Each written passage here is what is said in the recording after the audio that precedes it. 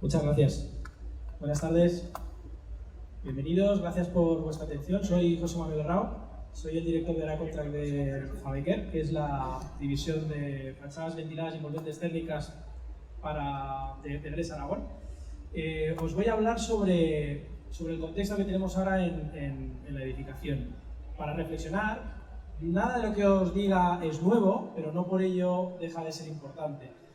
Y para reflexionar en la manera de elegir qué soluciones, qué productos y qué tipo de edificios queremos generar y qué tipo de calidad de vida queremos tener en esos edificios. Fijaos, habitar edificios supone el 30% de las emisiones globales de CO2 en el planeta, un tercio.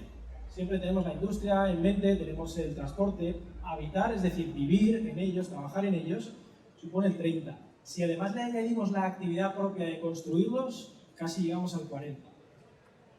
Esto nos lleva a una urgente estrategia de descarbonización, tanto de nuestras actividades en la construcción, como del tipo de edificios que estamos construyendo.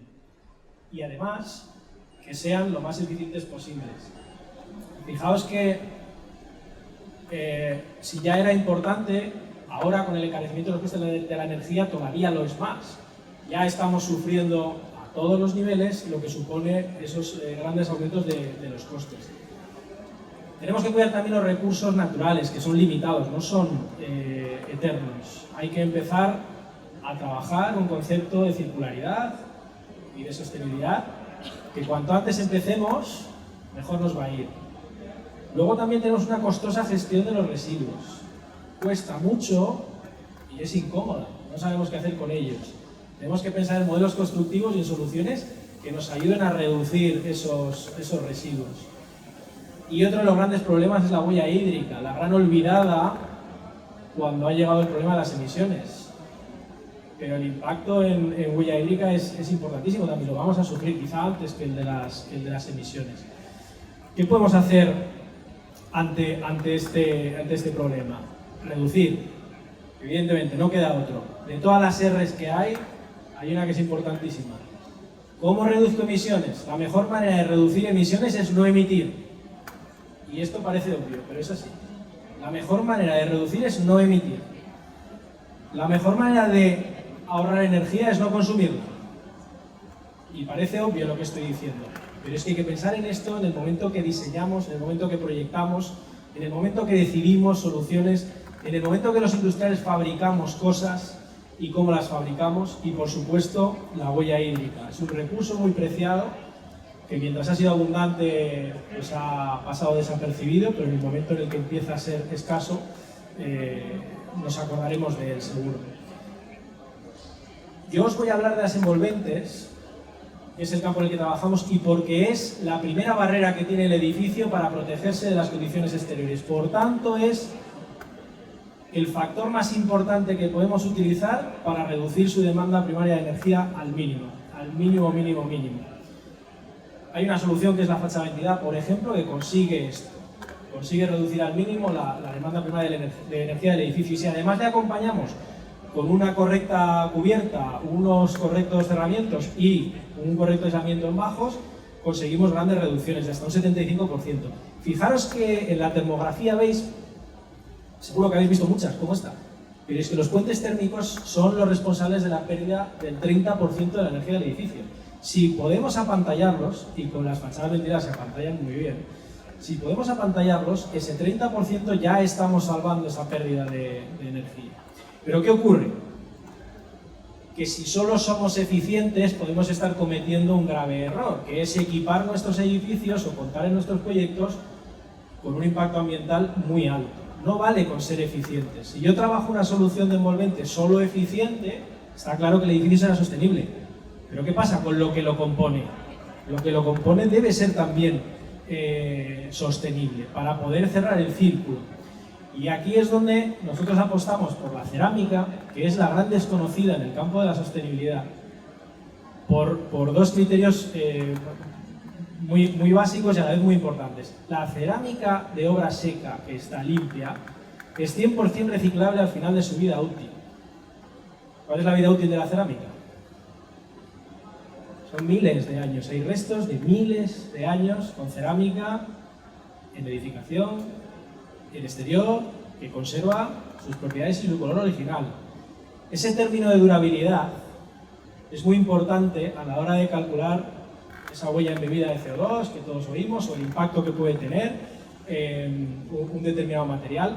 Al final, la durabilidad está en el denominador y cuanta más alta es, más diluye el impacto del material que estamos utilizando. Por eso es un material que nos ayuda a reducir las emisiones de CO2 en el edificio, a conseguir un ahorro energético. Tenemos prácticas para poder eliminar los residuos que se generan. ¿Cómo? Muy fácil. Modelo colaborativo de trabajo con la prescripción en cadena, desde la prescripción hasta la ejecución final.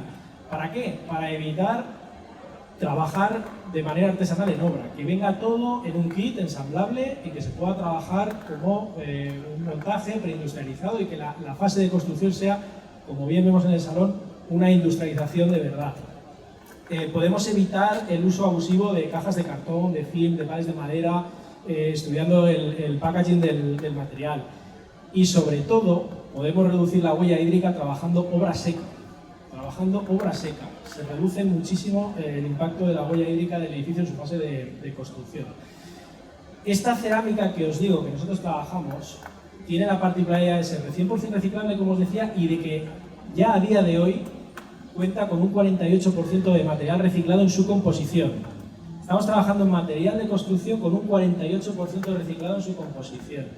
Hoy no existe un sistema integral de gestión de residuos cerámicos, porque no había aplicación. Mediante el estudio de nuevos procesos que permiten la incorporación de estos residuos que estamos haciendo, sí que se puede pensar a futuro en un sistema de gestión de residuos de tipo cerámico como lo hay de otros tipos de materiales. Pero vamos más allá, porque no solo el producto, el edificio, el producto, sino la manera de producirlo tiene que andar siempre también sobre la senda de la estrategia de circularidad y de sostenibilidad, si no estamos perdiendo esa propiedad. ¿Cómo lo hacemos? Nosotros hemos hecho recientes inversiones que han mejorado nuestros equipos productivos. Al final, nuestros hornos, nosotros consumimos gas a día de hoy. Dentro de un tiempo, probablemente no, pero a día de hoy sí. Si no podemos cambiar de la noche a la mañana el tipo de combustible, lo que sí que podemos hacer es reducir el consumo de este y empezar a adaptar cosas que nos ayuden a cambiar de tipo de combustible, de manera que tengamos una programación y una senda hacia un tipo de proceso sin carbonización, ¿vale? Para que esté completamente descarbonizado. Como os decía, hemos conseguido una reducción de 3.500 toneladas de CO2 año de emisión a la atmósfera. Transformándolo a una magnitud que podamos hacernos una idea, esto es el trabajo de un bosque de 165.000 árboles durante todo un año. Pero además hemos reducido un 63% el uso de cartón en embalajes. Esto al final deja de ir a obra y deja de ir a vertedero y deja de ir a... Es lo que supone reducir residuos, al final son ahorros. Hemos reducido los EPS en embalajes, hemos reducido la madera, hemos reducido también el consumo de agua, esa huella hídrica, reutilizando todo el agua del proceso y eliminando y obteniendo vertido cero de aguas en la planta. No sale nada que no sea residuo humano. Por otro lado, este tipo de fachadas son industrializables y son compatibles con cualquier tipo de solución que podemos ver en el salón o que podremos ver en salones futuros. Se dejan modular, se dejan compatibilizar, bien sea on-site, en una preindustrialización, u off-site, en una industrialización pura, y es compatible, como os decía, con sistemas de soportes de madera, metal frame, panel de hormigón, sistemas autoportantes, paneles aislantes, etcétera, etcétera. Al final, lo que nos aporta la cerámica es una gran resistencia al paso del tiempo, no cambia con las condiciones climáticas, no pierde color, no expande, no contrae con la humedad. Tenemos un material muy estable que además con tecnologías de impresión digital nos permite evocar materiales que serían débiles en esos usos exteriores, pero que nos gustan y que queremos que tengan mantenimiento cero. De esta manera lo podemos conseguir con este tipo de materiales cerámicos. Y luego, por último, comentaros que todo esto que os he contado evidentemente está refrendado con documentación técnica y con certificados.